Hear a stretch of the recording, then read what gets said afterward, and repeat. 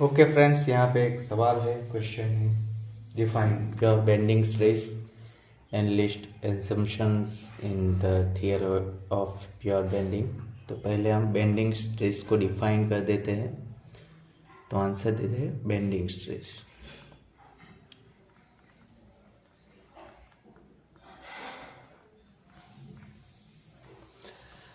तो उसकी डेफिनेशन है bend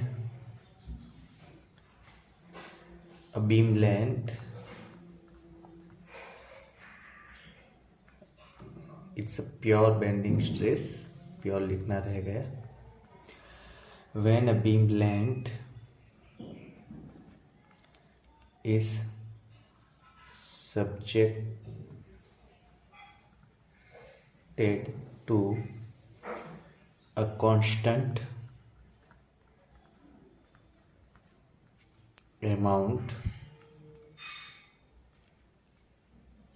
of bending moment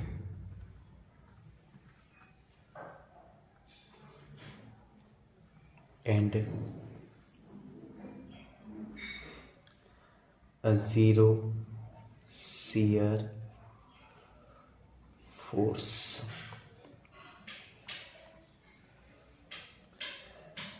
the stress is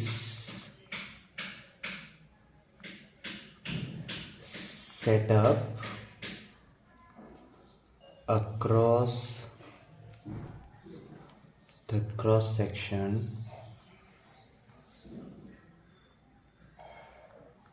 of the beam due to bending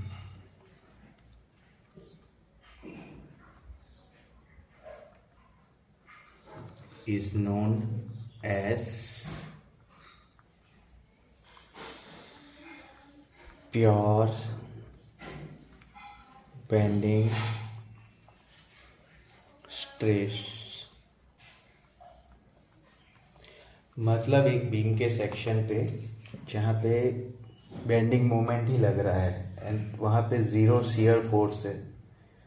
okay, तो उस सेक्शन पे बेंडिंग मोमेंट के कारण ही बेंडिंग हो रहा है। तो जो हम शियर फोर्स और S F and B M diagram बनाते हैं उसमें जहाँ पे शियर फोर्स ज़ीरो होता है वहाँ बेंडिंग मोमेंट मैक्सिमम होती है। तो ये कंसेप्ट उस पे से आया है कि जहाँ पे शियर फोर्स ज़ीरो है, जिस सेक्शन क्रॉस सेक्शन पे शियर फोर्स ज़ीरो है और बेंडिंग स्ट्रेस वहाँ पे लग रही है, बेंडिंग मोमेंट लग रही है, उसी के कारण बेंडिंग हो रहा है। तो उस बेंडिंग मोमेंट को के कारण जो स्ट्रेस प्रोड्यूस होती है उसको कहेंगे pure bending stress. Okay, important है। सिर्फ bending moment and zero shear force ना। अब इसका दूसरा पोर्शन assumptions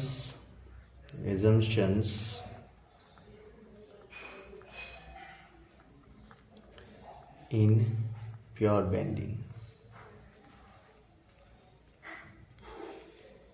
एजम्पशन लेंगे इसमें से।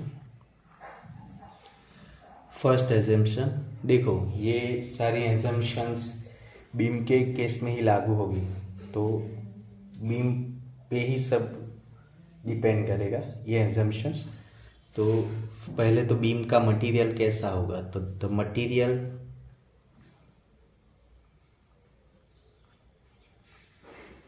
Of the beam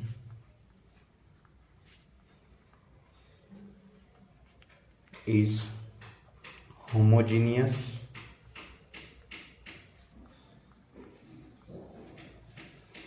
and isotropic।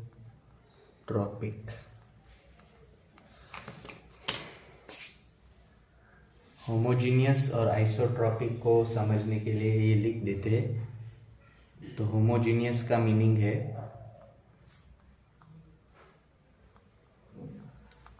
the material of the same kind throughout, the material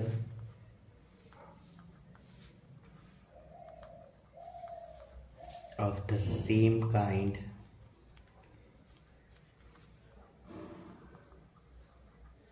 throughout. कि सेम मटेरियल रहेगा थ्रू आउट, ऐसा नहीं कि थोड़ा अलग हो जाएगा.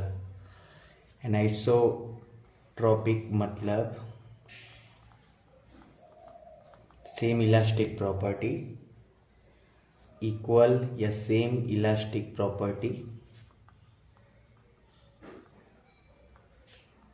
properties in all direction. Okay, तो ये मटेरियल बीम का ऐसा होना चाहिए. सेकंड एजम्पशन लिखते हैं. Second assumption, hooks law is valid during this air bending stress application. Hooke's law valid होगा. तो हुक्स लॉ इज वैलिड मतलब उसको भी समझा देते हैं. Hooks law is valid in this case means the beam is stretched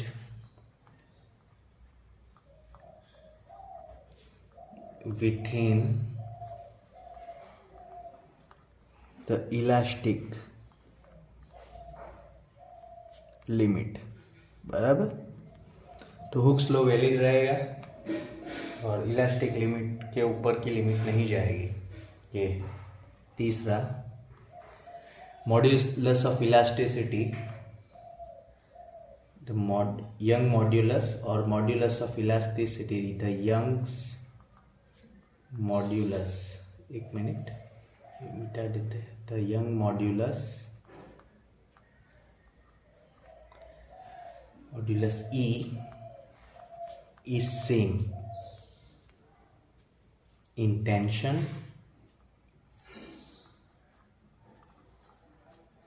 and compression.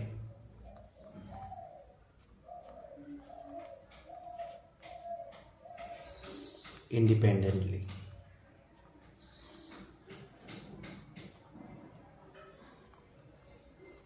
मतलब जो ये ई है वो सेम रहेगा टेंशन में भी. मतलब इसमें कैसा होता है कि बीम की जो न्यूट्रल एक्सिस होती है उसके ऊपर बीम कॉन्ट्रैक्ट होगा, कंप्रेस होगा, और बीम की जो न्यूट्रल एक्सिस होती है उसके नीचे के पोर्शन में वो टेंशन में होगा. तो तब जो यंग मॉड्यूलस है वो सेम रहेगा, चेंज नहीं होगा. ये एज्यूम कर लिया है हमने. फोर्थ,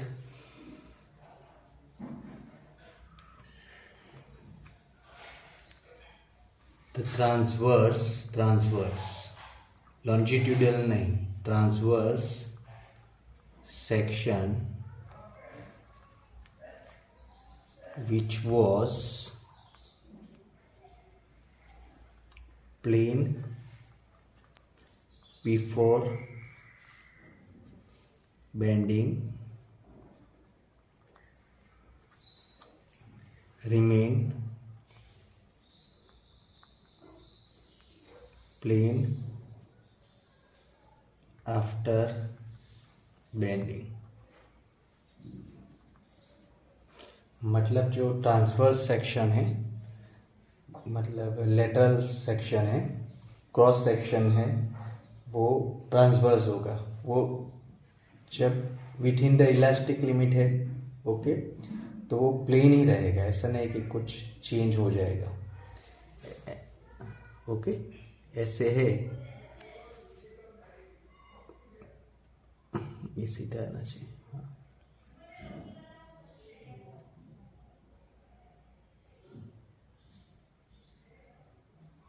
ये प्लेन ही रहेगा ये पोर्शन. ऐसा नहीं कि ऐसे क्रॉस हो जाएगा या शेप चेंज हो जाएगा. वो सीधा का सीधा प्लेन ही रहेगा. Fifth and last, each layer of the beam